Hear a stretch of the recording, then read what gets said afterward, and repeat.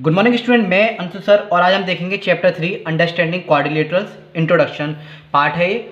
देखिए, इससे पहले 2 चैप्टर हम कर चुके हैं, लीनियर इक्वेशन वाला और रेशनल नंबर वाला। उसमें हमने इंट्रोडक्शन देखा। इंट्रोडक्शन हम इस तरह से देख रहे हैं बिल्कुल डीपली, चाहे क्लास 8 का बच्चा हो, चाहे जो AME JMI VHU की तैयारी कर रहा हो, या किसी भी कॉम्पिटिशन की तैयारी कर रहा हो, या 6th 7th 8th की NCERT आती हैं। तो इंट्रोडक्शन हम ऐसे पढ़ेंगे। NCERT भी आपको जो जिसके स्कूल में या एग्जाम भी तैयारी कर रहा है NCERT चाहिए तो NCERT का भी मिल जाएगा, और अदर जो प्राइवेट बुक हैं उनका भी इसमें जो है आपको मटेरियल मिल जाएगा। साथ के साथ जो AME BHU वगैरह की JMI वगैरह की तैयारी कर रहे हैं क्लास 9th एंट्रेंस की, वो भी आराम से तैयारी कर सकता है इस वीडियो से। मैं Anshu sir my teacher study platform के नाम से हमारे यूट्यूब पर चैनल है। फ्री ऑफ कॉस्ट आपको डिफरेंट टाइप्स के जो है सब्जेक्ट आपको दिखाई देंगे, वीडियोस आपको मिलेंगी, डिफरेंट टाइप के कंसेप्ट आपको मिलेंगे। मैं एक टीचर हूँ, एक सोशल वर्क कर रहा हूँ। फ्री ऑफ कॉस्ट ज़्यादा से ज़्यादा नॉलेज मैं प्रोवाइड कराने की कोशिश कर रहा हूँ आप सब लोगों को। तो चलिए स्टार्ट करते हैं चैप्टर 3 अंडरस्टैंडिंग क्वाड्रिलेटरल्स इंट्रोडक्शन देखेंगे। इसके अगले पार्ट में हम जो इंपॉर्टेंट जो है क्वेश्चन आंसर देखेंगे। फिर आपको जो है न्यू एडिशन के हिसाब से 3.1 3.2 3.3 3.4 वो मिल जाएगी। इंपॉर्टेंट क्वेश्चन में मैं अदर प्राइवेट बुक्स के या फिर और इंपॉर्टेंट से इंपॉर्टेंट क्वेश्चन लेके करा दूंगा, क्योंकि हर एक स्कूल में जो NCERT बुक नहीं चल रही, बहुत से साइड बुक चल रही हैं और जो है प्राइवेट बुक चल रही हैं, तो उन्हें जो यहाँ से भी हेल्प मिल जाएगी और दूसरे वाली वीडियो से मिल जाएगी। और अगर एक्स्ट्रा नॉलेज लेनी है तो एक्सरसाइज भी लगा लीजिएगा। तो चलिए स्टार्ट करते हैं। तो चैप्टर 3 अंडरस्टैंडिंग क्वाड्रिलेटर, इसमें हम समझते हैं जो ज्योमेट्री जो हमारी शुरू होती है, ज्योमेट्री वो सबसे पहले जो शुरू होती है वो होती है किससे? पॉइंट से। किससे शुरू होती है? पॉइंट। देखिए, कोई भी पॉइंट इस तरह से आपने लगाया है, यही पॉइंट मिल के इस तरह से पॉइंट जो है मिल मिल के इस तरह से लाइन बनाएगा। कोई भी शेप बना सकता है इस तरह से पॉइंट मिल के। तो ये ज्योमेट्री की क्या होती है? स्टार्टिंग होती है। इस तरह से पॉइंट मिल के एक लाइन क्रिएट कर लेते हैं और इसी पॉइंट से कोई भी शेप बन सकती है, चाहे वो सर्कल हो सकता है, चाहे वो रेक्टेंगल, कुछ भी शेप हो। जो स्टार्टिंग जो होगी वो होगी पॉइंट से। पॉइंट जो होती है ज्योमेट्री की स्टार्ट होती है with a point with a dimensional, और इसका जो है अ पॉइंट के जो है कभी कभी क्वेश्चन पूछ लेता है MCQ में भी या फिर इंटरव्यू में पूछ सकता है। देखिए, आप किसी भी टॉपिक को इस तरह से पढ़िए ताकि आपको परेशानी ना हो। A point has no length, point का कोई लेंथ नहीं होता। A point has no breadth, इसकी कोई ब्रेड्थ नहीं होती है। इसके अलावा point has no height, point की कोई हाइट भी नहीं होती है, इसकी कोई हाइट नहीं होती है। तो ये पॉइंट की डेफिनेशन थी। ज्योमेट्री जो स्टार्ट होती है विद अ पॉइंट से स्टार्ट होती है, dimensionless. A point has no length, इसकी कोई लेंथ नहीं होती, इसकी कोई ब्रेड्थ नहीं होती और इसकी कोई हाइट नहीं होती। देखिए, डीपली पढ़िए। मैं कोशिश कर रहा हूँ ज़्यादा से ज़्यादा हर तरह का सब्जेक्ट आप तक पहुँचे। ज़्यादा से ज़्यादा मेरा एम है कि मैं हर टॉपिक को, हर कंसेप्ट को जो ज़्यादा से ज़्यादा जो आप लोगों तक पहुँचा पाऊँ। मैं बस इतना चाहता हूं कि हर बच्चे तक, क्योंकि आज भी ऐसी बहुत सारे बच्चे हैं जिनके पास कोचिंग के लिए सफिशिएंट मनी नहीं है या फिर आसपास कोचिंग ही नहीं है, अच्छे टीचर अवेलेबल नहीं है, तो उन लोगों तक मैं वीडियो ज़्यादा से ज़्यादा पहुंचाना चाहता हूं। भगवान करे मेरा पढ़ाया हुआ आप एग्जाम की तैयारी कर रहे हो, किसी क्लास में हो या किसी भी कॉम्पिटिशन की तैयारी कर रहे हो, आप XYZ आपके ये वहाँ काम आए। तो आगे देखते हैं। पहला टॉपिक हो गया इसमें पॉइंट, इंट्रोडक्शन है। पॉइंट से ही सारी शेप बनना शुरू होती हैं। अब हम देखेंगे, अब हम बात करेंगे प्लेन कर्व। प्लेन कर्व का क्या मतलब है भाई? प्लेन कर्व, देखिए प्लेन कर्व का मतलब हो गया, प्लेन कर्व जो एक फिगर होती है जो कि फॉर्म्ड होती है ज्वाइनिंग ऑफ पॉइंट से जॉइंट से जो ये क्या हो जाती है? फिगर हो जाती है। कोई भी फिगर आप बना दीजिए, पेंसिल को इस तरह से रखेंगे और जब भी आप उसे बनाएंगे तो बिना उठाए उसे ऐसी रफली ड्रॉ कर दीजिए। ये कर्व टाइप हो गया। क्या हो गया? एक कर्व टाइप हो गया। पेन लीजिए या पेंसिल को लीजिए, बिना उसको उठाए क्या करेंगे आप? कुछ भी क्रिएट कर दें तो वो क्या है? एक कर्व है। इसे हम प्लेन कर्व बोलेंगे। मतलब कुछ भी आप उठाइए इस तरह से और ऐसे करके कुछ भी ड्रॉ कर दीजिए, ये क्या है? कर्व है। अब इसमें लाइन सेगमेंट भी हो सकती है और लाइन सेगमेंट के साथ कर्व भी हो सकता है। कुछ भी आप उठाइए इस तरह से, बिना पेन को उठाए, बिना पेंसिल को उठाए कुछ भी चीज़ बना देना, ये क्या कहलाती है? प्लेन कर्व कहलाती है। क्या कहलाती है? प्लेन कर्व कहलाती है। अब कर्व भी जो 2 टाइप्स की होती हैं। कितने टाइप्स की होती हैं जी? 2 टाइप्स की कर्व होती हैं। 2 टाइप्स की कर्व आपको देखने को मिलेंगी। कौन कौन सी? ये पहली एक्सरसाइज उसमें दे रखा है कि कौन सी कर्व है, कौन सी ओपन कर्व है, कौन सी क्लोज कर्व है। तो ये चीज़ आपको पता होनी चाहिए। ओपन कर्व और क्लोज कर्व, 2 तरह की आपको कर्व आपको दिखाई देंगी। अब ओपन कर्व कौन सी होती है, क्लोज कर्व कौन सी होती है, वो देखते हैं। देखिए, ओपन कर्व कौन सी होगी? A curve which does not cut itself, जो कि अपने आप को काटेगी नहीं। जैसे कि इस तरह से लिया, ये गया, ये क्या है? ओपन कर्व है एक तरह से। क्या है? ये क्या है, ओपन कर्व है। इस तरह से मैंने लिया, ये लिया और ये ऐसे करके रैंडमली मैंने कुछ बना दिया, ये क्या है, ऊपर से ओपन कर्व है। तो इस तरह की फिगर जो कि क्या होंगी, वो ओपन आपको दिखाई देंगी। ये हो गया, ये क्या है, ओपन कर्व है। A curve which does not cut itself, जो कि एक दूसरे को काटती नहीं, अपने आप को काटेगी नहीं, उसे हम ओपन कर्व कहेंगे। क्या कहेंगे, ओपन कर्व। ऐसी क्लोज कर्व वो फिगर होती हैं विच बिगेन्स, जो कि यहाँ से शुरू होंगी वहीं पर आके खत्म होंगी। क्या होगी, यहाँ से शुरू होंगी। जैसे कि मैंने ये बनाया, देखिए यहाँ से शुरू किया है, यहाँ पे ये आ गया, ये आया और ये देखिए ये फिगर बंद भी है और यहाँ से मैंने स्टार्ट किया था ना, वहीं पे आके क्या हुआ, एंड हुआ है। A figure which begins and जहाँ से शुरू होगी वहीं आके एंड होगी, ठीक है, एट द सेम पॉइंट पे जाके, उसे हम क्लोज फिगर कहेंगे। जैसे कि इस तरह से मैंने कुछ भी चीज़ बनाई, ये लीजिए, और यहीं पे आके क्या हो गई, ये एंड हो गई। तो ये क्या हो गया, ये क्लोज फिगर हो गई। इस तरह की क्या हो गई, क्लोज फिगर हो गई। यानी कि फिगर बंद भी है और यहाँ से हमने शुरू किया था वहीं पर आके क्या होगी, वो बंद हो जाएगी। तो प्लेन कर्व समझ में आया। प्लेन कर्व के बाद हमने टू टाइप्स के कर्व देखे, open curve, close curve. Open curve कौन से थे, वो curve which does not cut itself, जो कि अपने को इटसेल्फ कट नहीं करते, उन्हें ओपन कर्व कहते हैं। क्लोज कर्व वो होते हैं जो कि जहाँ से बिगेन होंगे वहीं पे आके एंड होते हैं, उन्हें क्लोज फिगर कहते हैं, जैसे कि आपको दिख रहा है। आगे देखते हैं closed figure, simple closed figure. देखिए आपसे मैं इतना कहना चाहूँगा कि जो है राइटिंग पे प्लीज़ मत जाइए, जो भी मैं नॉलेज, जो भी मैं कंटेंट देने की कोशिश कर रहा हूँ उस पर ध्यान दीजिए, क्योंकि बोर्ड इस तरह से रखा हुआ है तो हिल ना जाए, इसलिए एक हाथ से नीचे से पकड़ना पड़ता है कभी कभार, तो इस तरह से एक हाथ से ही लिखना पड़ता है। मेरे पास जितना सोर्स है, जितना मेरे पे मटेरियल है, मैं बस एक टीचर हूँ, मैं ज़्यादा से ज़्यादा चाहता हूँ कि आप तक वो चीज़ पहुँचे। शेयरिंग इज़ केयरिंग, ज्ञान बांटने से बढ़ता है। मैं एक टीचर हूँ, मैं चाहता हूँ मेरा जितना भी नॉलेज है मेरे पास, मैं ज़्यादा से ज़्यादा आप लोगों तक पहुँचाना चाहता हूँ। चाहे बच्चा वो कॉम्पिटिशन में बैठा हो, चाहे क्लास में हो, चाहे स्कूल में हो, चाहे एकेडमी में हो, जितना भी मेरे पे मटेरियल है मैं फ्री ऑफ कॉस्ट वहाँ तक पहुँचाना चाहता हूँ। आज बोर्ड है, धीरे धीरे जो है हम भी जो सुधार लाएंगे अपने आप में, और आप भी जो है कमेंट किया करें, मुझे बहुत मोटिवेशन मिलता है। और जो अलीगढ़ में रहते हैं, मेरे नियर बाई रहते हैं, वो मुझसे मिलने आ सकता है, वीडियो डिस्क्रिप्शन में मेरा नंबर है, मुझसे बात कर सकते हैं। तो सिंपल क्लोज्ड फिगर, तो ये वो फिगर होती हैं, आ क्लोज्ड फिगर वो होती हैं विच डज नॉट इंटरसेक्ट इटसेल्फ, जो कि एक दूसरे को क्या करेंगी, काटेंगी, जो कि क्या होगी, इंटरसेक्ट नहीं करेगी एक अपनी फिगर।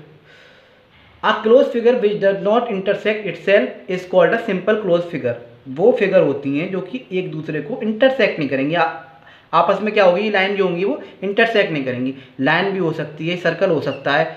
देखिए क्लोज फिगर में क्या था, क्लोज फिगर में तो इंटरसेक्ट कर रही थी, मैंने बताया था ना।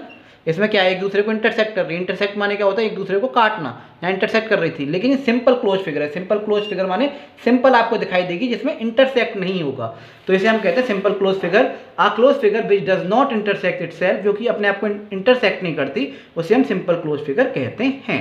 इतना समझ में आया। नेक्स्ट हम देखेंगे अगला पॉइंट, अब हम देखेंगे पॉलीगन्स, जो कि चैप्टर यहाँ से स्टार्ट होता है।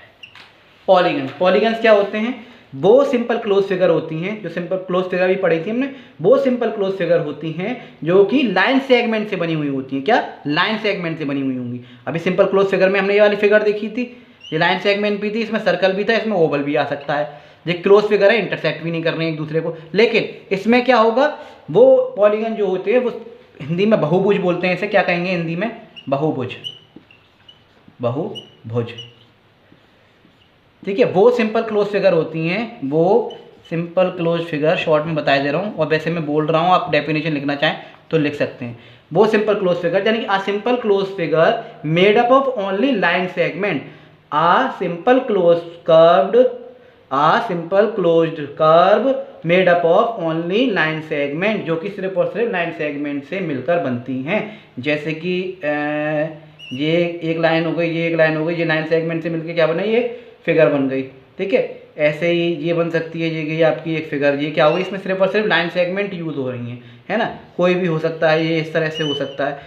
तो वो कर्व फिगर जो होगी, ठीक है, वो सिंपल क्लोज कर्व जो कि क्या होगा, सिर्फ और सिर्फ लाइन सेगमेंट से बनेगी, उसे हम पॉलीगन कहते हैं। क्या कहते हैं, उसे हम पॉलीगन कहते हैं, उसे हम पॉलीगन कहते हैं। अब पॉलीगन्स भी जो है टाइप्स के होते हैं। पॉलीगन्स 3 टाइप्स के आपको मिलेंगे,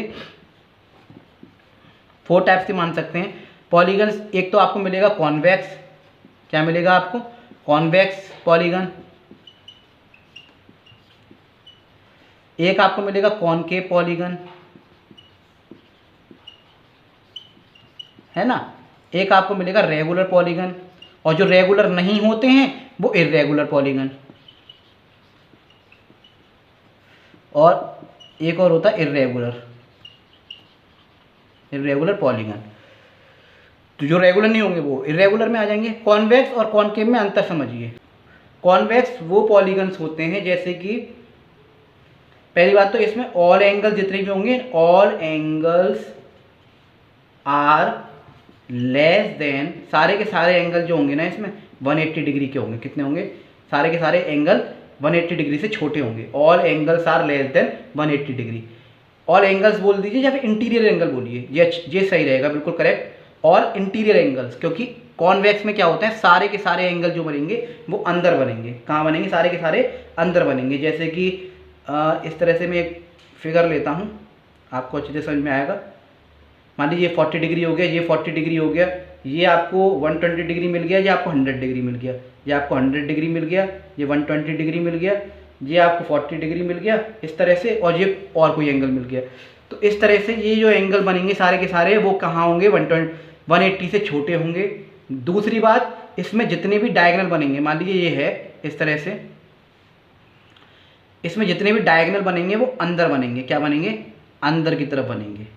और सारे के सारे एंगल क्या होंगे? इंटीरियर होंगे। यानी कि सारे के सारे इंटीरियर एंगल 180 डिग्री से छोटे होंगे।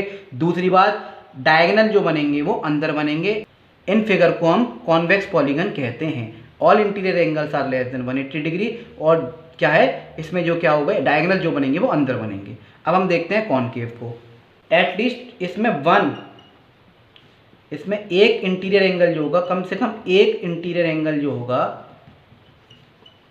वो क्या होगा?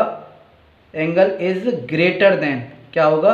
ग्रेटर देन 180 डिग्री होगा। इसमें एक एंगल जो होगा ना, एक एंगल, कम से कम एक इंटीरियर एंगल 180 डिग्री से बड़ा होगा। और दूसरी बात, इसमें डायगोनल जो होगी अंदर भी बन सकती है, और इसमें जो डायगोनल आपको दिखाई देंगी वो बाहर दिखाई देंगी। जैसे कि ये आपको दिख रहा है कॉनकेव, केव माने होता है गुफा। इसकी जो शेप आपको दिखाई देगी ना इन पॉलीगन्स की, वो एक गुफा की तरह दिखाई देगी। जैसा कि मैं आपको दिखाता हूँ, देखिए जैसे कि ये हो गया आपकी शेप, ठीक है, और ये इस तरह से ये बनी हुई है। तो ये जो आपका एंगल क्रिएट हो रहा है इंटीरियर एंगल, ये 180 डिग्री से बड़ा होगा। और दूसरी बात, एक गुफा की तरह जो है आपको नज़र आएगी। ये गुफा आपको नज़र आ रही है, ये गुफा जो है आपको नज़र आएगी।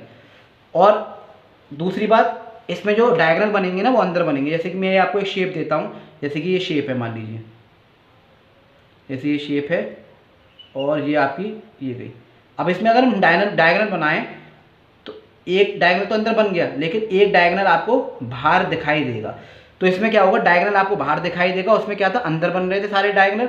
और इसमें कम से कम एक एंगल जो होगा वो 180 डिग्री से बड़ा होगा, और गुफा की टाइप आपको बनेगा। इसे हम कहते हैं कॉनकेव पॉलीगन। यहाँ से पूछे जाते हैं पॉलीगन्स यानी बहुभुज, ठीक है, सिंपल क्लोज फिगर होती हैं जो सिर्फ लाइन सेगमेंट से बनी होती हैं। कॉन्वेक्स पॉलीगन कौन सा होता है? जो कि इंटीरियर एंगल्स उसके 180 डिग्री से छोटे होंगे। दूसरी बात, डायगोनल अंदर बनेंगे। कॉनकेव, इसमें एक कम से कम 180 डिग्री से बड़ा होता है। दूसरी बात, एक गुफा टाइप बनती है। इतना आपको समझ में आ गया। अब देखते हैं रेगुलर पॉलीगन। रेगुलर पॉलीगन्स वो होते हैं जिसमें कि ऑल एंगल्स, सारे के सारे एंगल्स, ध्यान रखिएगा, all angles and all side, सिर्फ एंगल की बात नहीं हो रही है, एंगल भी और सारी साइड भी बराबर होंगी। क्या होंगी? बराबर होंगी, आर इक्वल। जैसे कि आपका इक्विलेटरल ट्राइंगल हो गया। इक्विलेटरल ट्राइंगल क्या होता है? इसमें तीनों साइड बराबर होती हैं और तीनों एंगल बराबर होते हैं, और तीनों एंगल 60 डिग्री के होते हैं। ये इक्विलेटरल ट्राइंगल आप देख सकते हैं, पहला एग्जांपल है इसका इक्विलेटरल ट्राइंगल। दूसरा स्क्वायर, आपका जो स्क्वायर होता है, स्क्वायर में क्या होता है? सारी साइड बराबर होती हैं एक दूसरे को, ऑल साइड इक्वल, और सारे के सारे एंगल जो होते हैं वो 90 डिग्री के होते हैं। होते कि नहीं होते? तो इस तरह से ये दो आपको मिल गए, इक्विलेटरल ट्राइंगल और स्क्वायर। अब आपको पेंटागन दिखाई देगा इस तरह से। क्या दिखाई देगा? पेंटागन। इसमें क्या होता है? पेंटागन में इसकी भी सारी साइड क्या होती हैं? बराबर होती हैं, और सारे के सारे एंगल्स क्या होते हैं? बराबर होते हैं। तो ये जो है आपके सामने 3 एग्जाम्पल थे, इन्हें आप याद रखिएगा, पेंटागन, स्क्वायर और साथ के साथ इक्विलेटरल ट्राइंगल। तो ये इसमें ऑल एंगल्स ऑल साइड बराबर होती हैं, ये होते हैं रेगुलर पॉलीगन्स। अब इनके अलावा कोई अदर शेप मिलती है, जैसे कि आपको रेक्टेंगल हो गया, रेक्टेंगल के एंगल तो 90 डिग्री के होते हैं, है ना, लेकिन अपोजिट साइड बराबर होती हैं, सारी साइड बराबर नहीं होती, तो वो कहाँ आ जाएगा, इर्रेगुलर पॉलीगन में आ जाएगा, है कि नहीं। तो इसी तरह से ये शेप है, जैसे कि आपको दिख रहा है, इसमें कोई एंगल 180 डिग्री का होगा, कोई एंगल कितने का होगा, साइड भी बराबर नहीं है, तो ये सारे कहाँ आ जाएंगे, वो इर्रेगुलर पॉलीगन में आ जाएंगे। तो अब आई होप आप लोगों को समझ में आ गया होगा पॉलीगन्स क्या है, कर्व क्या है, ओपन कर्व, क्लोज कर्व, ठीक है, और इसके अलावा कॉन्वेक्स, कॉनकेव, रेगुलर, इरेगुलर, इतना आपको समझ में आ गया होगा। अब कुछ प्रॉपर्टी होती है पॉलीगन्स की, वो देख लेते हैं। Properties of polygon for N side, कितनी भी साइड का पॉलीगन हो उसके लिए अलग अलग फॉर्मूला होता है।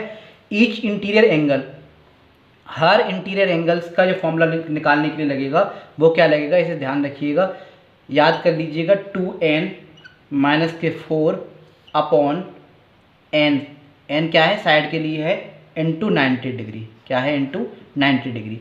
और ये जो फॉर्मूला है वो किसके लिए है, फॉर रेगुलर पॉलीगन के लिए, फॉर रेगुलर पॉलीगन, याद रखिएगा, for regular polygon. Exterior angle अगर आपको निकालना है तो बहुत आसान है, 360, क्योंकि सारे एंगल्स मिलके कितने होते हैं, 360 होते हैं, तो एन, ये भी for regular polygon. Sum of interior angle, अगर सम निकालना है, क्या निकालना है, सम निकालना है, यहाँ तो इंटीरियर एंगल और एक्सटीरियर एंगल की बात हो रही थी, अगर सम निकालना है सारे इंटीरियर एंगल का, तो हम क्या फॉर्मूला लगाएंगे, 2n माइनस के 4 into 90 degree. Sum of exterior angle, अगर एक्सटीरियर एंगल का सम निकालना है, एक्सटीरियर यानी कि जो एंगल बाहर बनते हैं, भाई कोई शेप है ये गई, ये एंगल जो अंदर के हैं वो तो इंटीरियर होंगे, ये जो एंगल हमारे बन रहे हैं, ये जो एंगल बनेंगे हमारे, ये कौन से एंगल होंगे, ये जो एंगल बने वो एक्सटीरियर एंगल है। तो sum of exterior angle, exterior angle का सम होगा वो कितना होता है, 360 होता है, 360 डिग्री होता है ऑलवेज, हमेशा, ये तो हमेशा ऑलवेज 360 ही रहेगा, ये तो आपको पता होना चाहिए। देखते हैं, देखिए फिफ्थ में देखेंगे, जैसे इंटीरियर एंगल और एक्सटीरियर एंगल दोनों का वो निकालना है आपको, जैसे इंटीरियर एंगल भी दे रखा हो आपको, ठीक है, interior angle plus exterior angle, कौन सा, एक्सटीरियर एंगल, तो interior angle plus exterior angle दोनों मिलके हमेशा याद रखिए 180 डिग्री होता है ऑलवेज, ये हमेशा है। सप्लीमेंट्री एंगल बनाते हैं इंटीरियर एंगल और एक्सटीरियर एंगल मिलके, इंटीरियर एंगल मिलके और एक्सटीरियर एंगल मिलके दोनों क्या होते हैं, 180 डिग्री ही बनाते हैं। जैसे सवाल करेंगे तब आपको बताएंगे कि इंटीरियर एंगल और एक्सटीरियर एंगल, एक एंगल आपको दे रखा होगा, मान लीजिए ये शेप है आपकी, ठीक है, ये शेप है, आपको ये एंगल मान लो दे रखा है 100 डिग्री, एक्सटीरियर एंगल जो बाहर का एंगल है, आपसे ये पूछा है ये कितना होगा, तो याद रखिए इंटीरियर एंगल और एक्सटीरियर एंगल दोनों मिलके क्या होते हैं, 180 डिग्री के होते हैं। तो ये 100 का है तो 80 का हो जाएगा, x plus 100 is equal to 180 degree, और फिर हम इसे निकाल देंगे 100, x यहाँ रह जाएगा 180 डिग्री, ये माइनस के 100 डिग्री, तो x इक्वल टू 80 डिग्री, इस तरह से हम निकालते हैं। तो ये अब हमेशा याद रखना आप, जो ये दोनों मिलके हमेशा 180 डिग्री होते हैं, एक्सटीरियर प्लस इंटीरियर एंगल मिलके। एक और प्रॉपर्टी देखते हैं इसकी, फॉर्मूला, नंबर ऑफ डायगोनल भी कभी कभी निकालने को आ जाते हैं पॉलीगन्स के, नंबर ऑफ डायगोनल ना दे रखे हों या फिर दे रखे हों, तो नंबर ऑफ डायगोनल्स का जो फॉर्मूला होगा वो होगा n माइनस 3 अपॉन के 2, क्या होगा, अपॉन के 2, और ये पूरा आएगा इस तरह से, n माइनस 3 अपॉन 2। एक दो प्रॉपर्टी और देखते हैं, फॉर्मूला देखते हैं, फिर उसके बाद हम आगे देखेंगे। देखिए formula for calculating sum of all interior angle, जितने भी इंटीरियर एंगल हैं, ठीक है, एन साइड में, all interior angles of a N sided polygon, कितने भी साइड का पॉलीगन हो सकता है, ठीक है, उसके इंटीरियर का जो एंगल के सम होंगे उसका जो किस तरह से निकालेंगे। वैसे देखिए सम का मतलब होता है सबका जो टोटल, इसमें एन थीटा, और एन थीटा बराबर होता है n माइनस 2 ब्रैकेट में 180 के, यहाँ पर जो है आपको वेयर जो थीटा आपको दिखाई दे रहा है, ये थीटा जो आपको दिखाई दे रहा है, थीटा जो है वो हर ईच, जितने भी इंटीरियर एंगल हैं, each interior angles of a regular polygon के होगा, ये थीटा जो बराबर होगा वो किसके होगा, हर इंटीरियर एंगल जो होगा रेगुलर पॉलीगन को उसके बराबर होगा। और यहाँ पे जो आपको n दिखाई दे रहा है, क्या दिखाई दे रहा है, n, वो number of side, number of sides of the polygon, polygon. तो ये आपको समझ में आ गया, ये आपका फॉर्मूला ये गया किसके लिए, कैलकुलेटिंग करने के लिए सम ऑफ ऑल इंटीरियर एंगल जितने भी होंगे, चाहे कितने भी साइड का पॉलीगन हो, चाहे 5 साइड का हो, 6 साइड का हो, उसके लिए फॉर्मूला है सम इक्वल टू सम होगा एन थीटा के बराबर इक्वल टू n-2 इंटू 180। यहाँ थीटा जो है इंटीरियर एंगल्स हैं और एन क्या है, नंबर ऑफ साइड्स हैं। अब इसके अलावा कुछ क्लासिफिकेशन है जो कि मैं सारे पॉलीगन्स को आपको बताई दे रहा हूँ, कितनी साइड होती हैं, उनके एंगल्स कितने क्रिएट होते हैं, कैसे कैसे। फिर उसके बाद हम क्वाड्रिलेटरल पे चढ़ेंगे क्योंकि लास्ट वाली जो एक्सरसाइज है 4th वाली, ठीक है, और 3rd में भी कुछ क्वेश्चंस हैं क्वाड्रिलेटरल्स के, जो कि पैरेललोग्राम हो गया, रोम्बस हो गया, काइट, ट्रेपेजियम वगैरह, उन सब के बारे में पढ़ेंगे। इंट्रोडक्शन फिर फिनिश हो जाएगा। देखिए मैं ज़्यादा से ज़्यादा कोशिश कर रहा हूँ, चाहे जिसके स्कूल में एनसीईआरटी चल रही हो वो भी, चाहे साइड बुक चल रही हो वो भी, चाहे प्राइवेट बुक चल रही है वो भी, चाहे आईसीएसई का हो, चाहे सीबीएसई का हो, चाहे यूपी बोर्ड का बच्चा हो, कोई भी बच्चा हो, चाहे एग्जाम की तैयारी कर रहा हो, किसी की भी एएमयू, जेएमआई, ठीक है, वीएचयू की, या फिर किसी भी कंपटीशन में या 6th 7th 8th 9th की जो एनसीईआरटी आती है मैथ की, तो मैं कोशिश कर रहा हूँ इंट्रोडक्शन इस तरह से मैं हर एक चैप्टर का खत्म कराने की कोशिश करता हूँ कि वो सबके लिए बेनिफिट हो। उसके अलावा मैं क्वेश्चन लगवाता हूँ अगली वीडियो में, पहले इंट्रोडक्शन, फिर क्वेश्चन इंपॉर्टेंट, फिर उसके बाद जो न्यू एडिशन की एनसीईआरटी है वो आपको देखने को मिल जाएगी। तो बस मैं आपसे इतना अनुरोध करूंगा, आप ज़्यादा से ज़्यादा इसे शेयर कर दिया करें, उन लोगों तक जरूर पहुंचाया करें जिनको बाकी में वीडियोस की ज़रूरत है। और मैं तो ये चाहता हूं कि भगवान करे जिसकी भी आप तैयारी कर रहे हैं एग्जाम की, किसी की भी, आपके ये काम आए। आगे देखते हैं। दी क्लासिफिकेशन ऑफ पॉलीगन, यानी रेगुलर पॉलीगन जितने भी हैं उनका हम क्लासिफिकेशन करेंगे, ठीक है। वर्टिसेस कितने होते हैं, उसमें डायगोनल्स कितने होते हैं, उसमें साइड कितनी होती हैं, उसमें इंटीरियर एंगल कितने होते हैं और उन इंटीरियर एंगल का सम कितना होता है। जैसे कि पहले रेगुलर पॉलीगन हम देखेंगे ट्राइंगल। ट्राइंगल एक रेगुलर पॉलीगन होता है। तो ट्राइंगल में कॉर्नर यानी वर्टिसेस बोलते हैं हम, कॉर्नर जो होते हैं, 3 जो क्या होते हैं, कॉर्नर्स होते हैं। जैसे कि ट्राइंगल है आपको दिख रहा है, तो इसमें क्या है, 3 कोने आपको दिखाई देंगे, ठीक है, और इसमें 3 ही आपको डायगोनल्स दिखाई देंगे। तो 3 आपको डायगोनल दिखाई देंगे और 3 ही इसमें साइड दिखाई देंगी। ये कहीं हमारी साइड, एक साइड, 2 साइड, 3 साइड, है ना।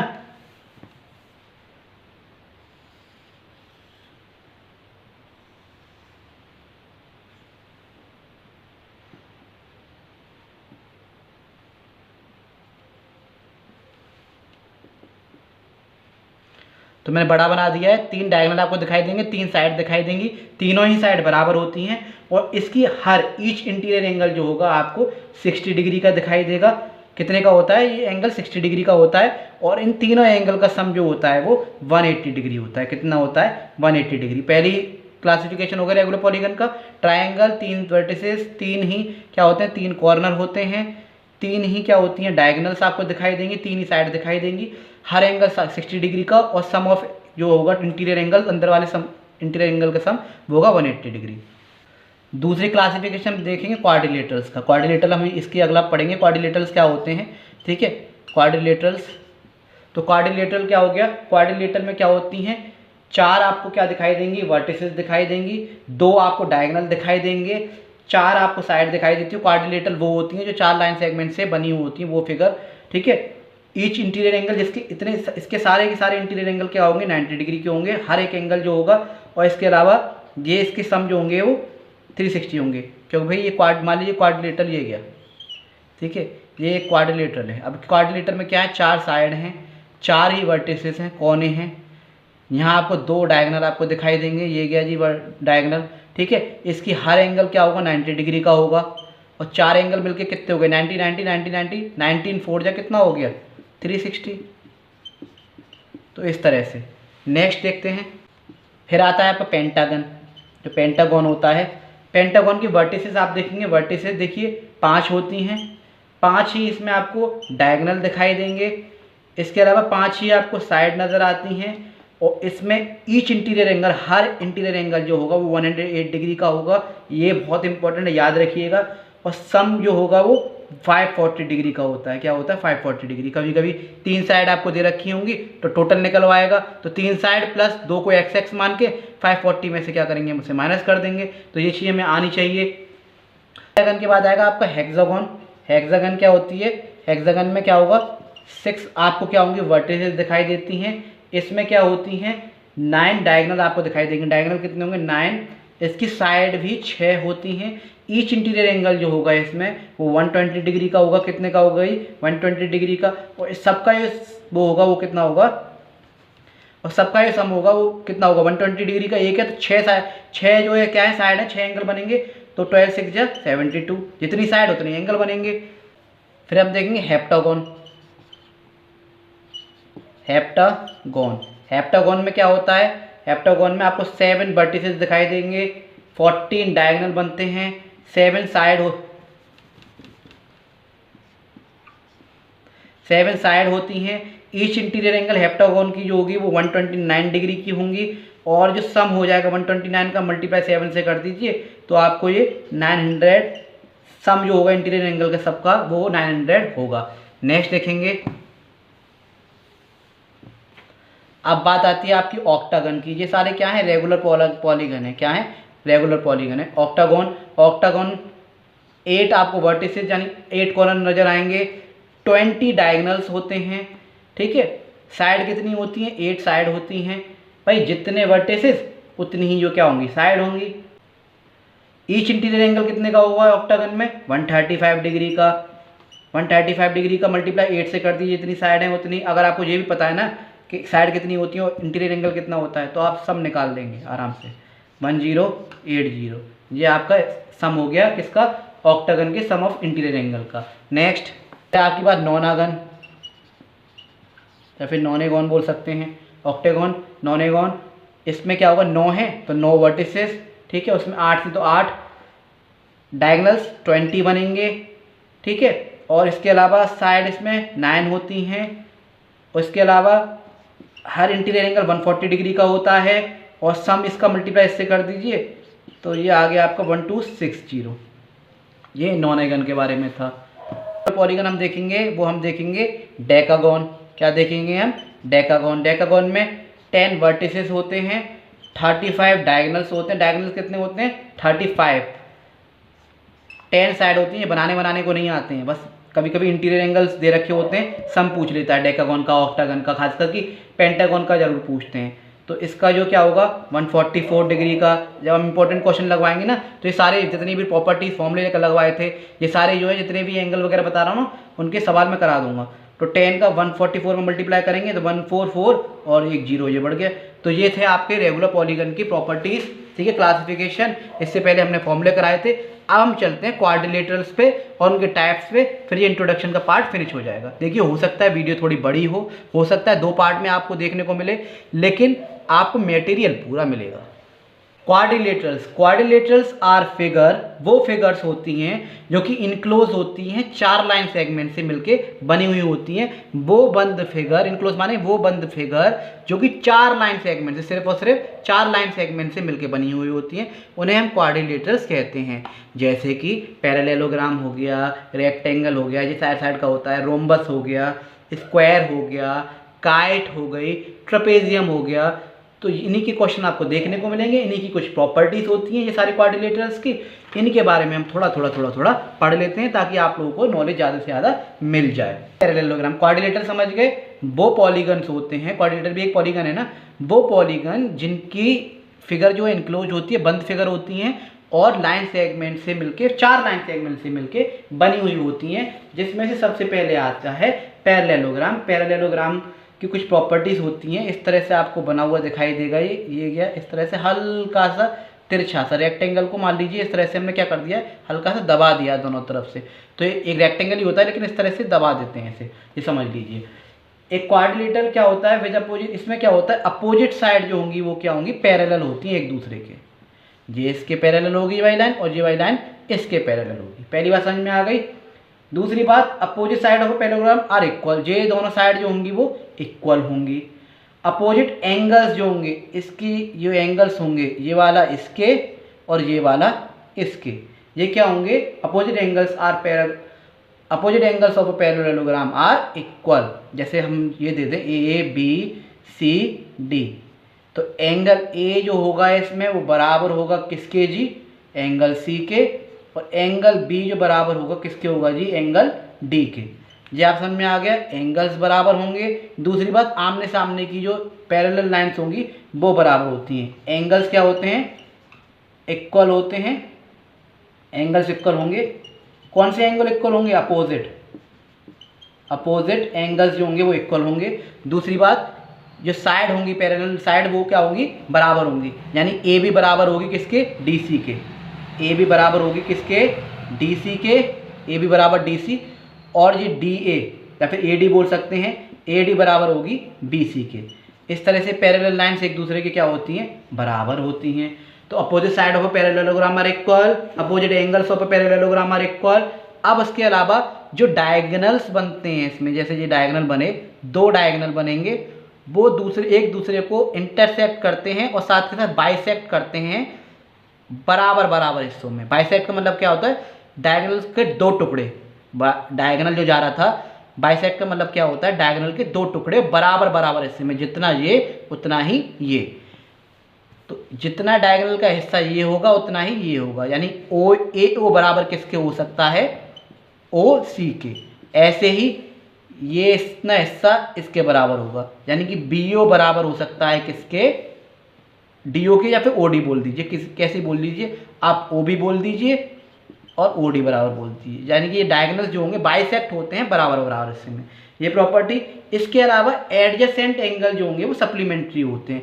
एडजेसेंट एंगल माने होते हैं आजू बाजू वाले, ऐसे ऐसे ऐसे ऐसे, वो क्या होंगे? सप्लीमेंट्री होंगे, यानी 180 डिग्री के होंगे दोनों मिलके। जैसे एंगल ए, ठीक है, एंगल डी मिलके कितना बनेगा? पूरा 180 डिग्री मिलेगा। क्यों बनेगा? क्योंकि ट्रांसवर्सल लाइन बनी हुई है एक तरह से। अगर ये पूरी लाइन इस तरह से जाए, ठीक है, तो एक एंगल यहाँ पे भी क्रिएट हो रहा होगा। तो ये एंगल्स क्या होते हैं? वो 180 डिग्री के होते हैं। क्या होते हैं? 180 डिग्री के होते हैं। मान लीजिए अगर आपको ये 40 डिग्री दे रखा है, मान लीजिए आपको 100 डिग्री दे रखा है, तो दूसरा एंगल एडजेसेंट एंगल क्या होगा? जाहिर सी बात है 80 डिग्री का होगा। तो ये पैरेललोग्राम की कुछ क्या थी? प्रॉपर्टी थी। किसकी प्रॉपर्टी थी? पैरेललोग्राम की। पैरेललोग्राम जिसमें आपने बहुत सारी प्रॉपर्टी समझी। अपोजिट एंगल बराबर होते हैं, अपोजिट पैरेलल लाइंस जो साइड होती है पैरेलल साइड बराबर होती हैं, ठीक है। तो opposite side of parallelogram are equal, ठीक है। डायगोनल्स जो होते हैं बाइसेक्ट होते हैं बराबर बराबर हिस्से में, इतना आपने सीखा। इसके अलावा एडजेसेंट एंगल जो होंगे वो सप्लीमेंट्री होते हैं। ये पैरेललोग्राम हो गया। नेक्स्ट शेप देखते हैं। नेक्स्ट शेप आती है आपकी रोम्बस की। किसकी आती है? रोम्बस, जो कि स्क्वायर होता है ना जी, स्क्वायर ही होता है एक तरह से। बस स्क्वायर को ऐसे रेक्टेंगल को दबा दिया हल्का सा, ऐसे ही स्क्वायर को हम जो क्या कर देते हैं, हल्का सा दबा हुआ आपको मिलेगा। एक और बात समझिए, ये पैरेललोग्राम जो आपने पढ़ा था ना इस तरह से, इसको जो अगर फाइंड करते हैं ना, तो मान लीजिए अगर मैं इतना हिस्सा इसका जो है काट दूँ इस तरह से, तो इतना हिस्सा यहाँ पे आ सकता है इसका उठ के। मान लीजिए इतना हिस्सा ये हमने ऐसे बनाया ना, ये इस तरह से बना हुआ है। अगर इसका हिस्सा मैं काट दूँ तो ये लाइन तो सीधी हो जाएगी इस तरह से। ये इतना हिस्सा कहाँ लग सकता है? ये हमने जो काटा था वो यहाँ लग जाएगा। तो पूरा ये क्या हो गया? एक रेक्टेंगल क्रिएट हो गया। क्या हो गया? एक रेक्टेंगल बन गया। वैसे भी रेक्टेंगल ही होता है पैरेललोग्राम, बस उसे हल्का सा ऐसे कर देते हैं। यानी कि एरिया ऑफ रेक्टेंगल बराबर किसके हो सकता है? एरिया पैरेललोग्राम के। जाहिर सी बात है। तो इसको भी याद रखिएगा, L/B लगा सकते हैं अगर एरिया पैरेललोग्राम पूछा है तो, क्योंकि एरिया ऑफ रेक्टेंगल के बराबर ही होता है। रोम्बस को समझेंगे। रोम्बस क्या होता है जी? रोम्बस स्क्वायर की तरह होता है, हल्का सा इस तरह से आपको दिखाई देगा, ठीक है। ये पैरेललोग्राम की तरह ही होता है। थोड़ा सा इस तरह से था, ये थोड़ा सा इस तरह से दिखाई देगा, कहीं कहीं आपको इस तरह से भी नजर आता है रोम्बस। ये क्या? देखिए रोम्बस के बारे में समझेंगे। It is a parallelogram which has all side equal. ये जो है एक तरह का क्या है? पैरेललोग्राम की तरह ही होता है। क्वाड्रिलेटरल है, एक पॉलीगन है क्वाड्रिलेटर, जिसकी चारों साइड क्या होती हैं? बराबर होती हैं जी। क्या होती है? All side are equal. और इसके जो अपोजिट एंगल होते हैं वो भी इक्वल होते हैं। ये इसके एंगल के बराबर, ये इसके और ये इसके, यानी कि ये सामने वाला इसके बराबर होगा, ये सामने वाला इसके बराबर होगा। अपोजिट एंगल्स क्या होंगे? बराबर होंगे। इसके जो एडजेसेंट एंगल होते हैं वो क्या होते हैं? सप्लीमेंट्री होती हैं। और इसकी जो अपोजिट साइड होती हैं वो क्या होती हैं? इक्वल होती हैं। और इसके डायगोनल होंगे, क्या होंगे? इसके डायगोनल जो बनेंगे वो एक दूसरे को परपेंडिकुलर ही काटेंगे। परपेंडिकुलर काटेंगे यानी कि परपेंडिकुलर काटने का मतलब ये है 90 डिग्री का एंगल बनाएंगे। परपेंडिकुलर, भाई किसी भी लाइन पे अगर हम परपेंडिकुलर खींच दें तो क्या होता है? वो 90 डिग्री का एंगल क्रिएट करता है। तो डायगोनल जो होंगे वो परपेंडिकुलर काटेंगे। परपेंडिकुलर का मतलब ये है 90 डिग्री का एंगल क्रिएट करेंगे। तो ये आपको समझ में आ गया रोम्बस में। फिगर हम देखते हैं, हमने बचपन में पढ़ लिया था, एक बार रिवाइज कर ले रहे हैं। ये रेक्टेंगल है जी, इस तरह से। इसमें क्या होती हैं? अपोजिट साइड, आमने सामने वाली जो दीवारें होती हैं, यानी कि अपोजिट साइड जो क्या होती हैं? बराबर होती हैं। इसके अलावा सारे जो एंगल होंगे वो 90 डिग्री के आपको दिखाई देंगे। ठीक है, ये दो प्रॉपर्टी आप याद रखिएगा। ये जो क्या है, इसके एंगल जो होंगे all angles equal to 90 degree, इसके डायगनल्स भी बराबर होते हैं, जितना डायगनल ये है उतना ही डायगनल ये है। इसकी अपोजिट साइड जो होती हैं इक्वल होती हैं, आर इक्वल, और साथ के साथ दोनों साइड जो होती है पैरेलल होती हैं। ये साइड इसके पैरेलल है और ये वाली साइड इसके पैरेलल है। इतना आपको समझ में आ गया। एक और नेक्स्ट पॉलीगन देखते हैं जो क्वाड्रिलेटरल में आता है, वो है आपका स्क्वायर। रोम्बस की तरह ही होता है। ये गया आपका स्क्वायर। स्क्वायर में क्या होता है, स्क्वायर में भी चारों एंगल जो बनेंगे वो 90 डिग्री के बनेंगे। ठीक है, इसके डायगनल्स होते हैं वो क्या होते हैं, इक्वल होते हैं, चारों साइड बराबर होती हैं। ये चीज़ क्या होता है आपको दिखाई देंगे। रोम्बस की तरह, रोम्बस इसी से मिलकर बनाए तो इसके जो डायगनल्स जो क्रिएट होंगे, जो स्क्वायर में जो डायगनल्स क्रिएट होते हैं, जो डायगनल्स क्रिएट होंगे, ये हम जो डायगनल बनाएंगे वो एक दूसरे को परपेंडिकुलरली काटेंगे, यानी कि 90 डिग्री के एंगल्स बनाएंगे। ये आप याद रखिएगा। ठीक है, ऑल साइड बराबर, सारे एंगल 90 डिग्री के परपेंडिकुलरली काटेंगे, यानी कि 90 डिग्री का एंगल क्रिएट करेंगे। इसके अलावा चारों साइड बराबर होंगी और पैरेलल होंगी। ये इसके पैरेलल होगी और ये इसके पैरेलल होगी। अब आएगा आपका ट्रेपेजियम। ट्रेपेजियम और काइट जो दो हैं, इसमें से क्वेश्चन थोड़े कम बनते हैं। ठीक है, एक क्वेश्चन आपको शायद दे रखा है ट्रेपेजियम का, एक आपको जो है एनसीईआरटी में काइट का दे रखा है, लेकिन फिर भी मैं समझा दे रहा हूँ। ट्रेपेजियम क्या होता है जी, ट्रेपेजियम आपको इस तरह से दिखाई देगा। ट्रेपेजियम भी बोलते हैं या ट्रेपेजॉइड भी बोलते हैं या फिर ट्रेपेजॉइड, ये भी आपको देखने को मिल जाएगा, तो घबराइएगा मत। तो इस तरह से, ये इस तरह से आपको शेप आपको नज़र आएगी ट्रेपेजियम की। इसमें क्या होते हैं, दो लाइन तो आपको पैरेलल नज़र आएंगी, ये वाली। ठीक है, लेकिन ये लाइन कहीं ना कहीं आगे आगे मिल जाएंगी, तो पैरेलल लाइन नहीं। तो इसमें क्या होता है, अ क्वाड्रिलेटरल होता है which have exactly one pair of parallel. इसमें एक पेयर आपको पैरेलल लाइन का मिलेगा और एक आपको अनपैरेलल, यानी तो इसमें दो साइड तो आपको पैरेलल नजर आएंगी और दो साइड क्या होंगी, अनपैरेलल नजर आएंगी। कैसे नजर आएंगी, अनपैरेलल नजर आएंगी। जैसे कि अगर मैं नाम दे दूं ABCD, तो इसमें AB पैरेलल तो है, पैरेलल का साइन ये होता है, CD के पैरेलल तो है, ये तो है इसके पैरेलल, लेकिन ये दोनों पैरेलल नहीं है। AC not parallel BD। तो बस इतनी सी थी। इसमें एक पेयर ऑफ लाइन, यानी कि अपोजिट लाइन, इसमें एक पेयर ऑफ लाइन जो होंगी वो क्या होंगी, इसमें एक पेयर ऑफ साइड क्या होगी, पैरेलल होगी, और इसमें एक पेयर ऑफ साइड क्या होगी, वो अनपैरेलल होगी। बस इतना सा है ट्रेपेजियम में। इसके अलावा एक और फिगर आती है, वो है काइट। अलावा एक आएगी आपकी काइट। काइट को देखेंगे, काइट इस तरह से बनी हुई होती है। इसमें क्या होती है, दो साइड तो आपको छोटी नज़र आएंगी और दो साइड आपको बड़ी नज़र आएंगी। क्या आएंगी, बड़ी नज़र आएंगी। साथ साथ क्या होती है, ये दोनों जो साइड होती है इनकी लेंथ साथ साथ जो है रहती है, कम होती है, और इसकी क्या होती है, साइड बड़ी आपको नज़र आएगी। तो दो साइड तो जो होंगी, टू साइड आपको क्या होंगी, इसमें स्मॉल नज़र आएंगी। टू स्मॉल साइड्स बोल सकते हैं, और इसमें टू बिग साइड नज़र आती हैं काइट में। मान लीजिए मैं इसको नाम दे दूं ABCD। तो काइट में देख लीजिए, देखिए इसमें इस तरह से आपको मान लीजिए डायग्राम मैंने खींचा, तो एक तो आपको डायगोनल जो होगा ना वो 90 डिग्री एंगल बनाते हुए आपको दिखेगा। इसमें क्या बनेगा, 90 डिग्री एंगल बनाते हुए दिखेगा। जैसे कि इन क्वाड्रिलेटरल ABCD में अगर आप देखें, इस क्वाड्रिलेटरल में काइट में, तो इसमें क्या है, जो आपको साइड है AB और AD, कौन सी, AB वो बराबर होगी किसके, AD के। AB बराबर होगी किसके, ऐसे BC जो बराबर होगी क्या होगी, CD की। इनकी जो लेंथ होती हैं वो बराबर होती हैं। ऊपर वाली क्योंकि छोटी छोटी हैं तो उनकी लेंथ बराबर होगी, नीचे वाली बड़ी बड़ी हैं तो उनकी लेंथ बराबर होगी। ये क्या होती है, साइड इसकी क्या होगी, बराबर नजर आएंगी। इसके अलावा इस फिगर में, इन द फिगर जो है, मेजर ऑफ एंगल B का जो मेजर होगा, जो एंगल B का मेजर जो होगा, यानी मेजर ऑफ एंगल B के जो होगा वो मेजर ऑफ एंगल D के होगा। ठीक है, बट लेकिन इसका जो एंगल बनेगा वो इसके बराबर होगा। लेकिन ये दोनों बराबर नहीं हो सकते, क्योंकि जो तो छोटे पे आके ख़त्म हो जाएगी ऊपर, लेकिन ये बहुत आगे तक जाएगी। तो इसके जो मेजर ऑफ एंगल A होगा वो कभी भी बराबर नहीं होगा मेजर ऑफ एंगल C के।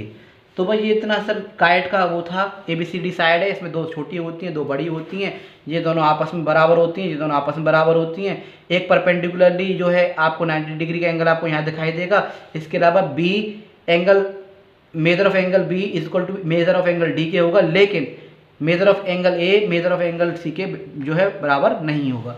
तो ये छोटा सा प्यारा सा जो इंट्रोडक्शन था हमारा। क्वाड्रिलेटर एक बढ़िया चैप्टर है 8th क्लास में, जो कि आपको आने वाले में भी काम आएगा। 9th 10th क्लास में भी क्वाड्रिलेटर पढ़ेंगे, ठीक है, पीछे छोड़ने वाला नहीं है क्वाड्रिलेटर। और जो आई होप आप लोगों को सारी नॉलेज मिल गई होगी, सारे फॉर्मूलेस वगैरह मिल गए होंगे। तो अब नेक्स्ट जो वीडियो है प्लेलिस्ट बनी हुई है, आप ज़्यादा से ज़्यादा लगा सकते हैं क्वेश्चन आंसर को प्रैक्टिस करके।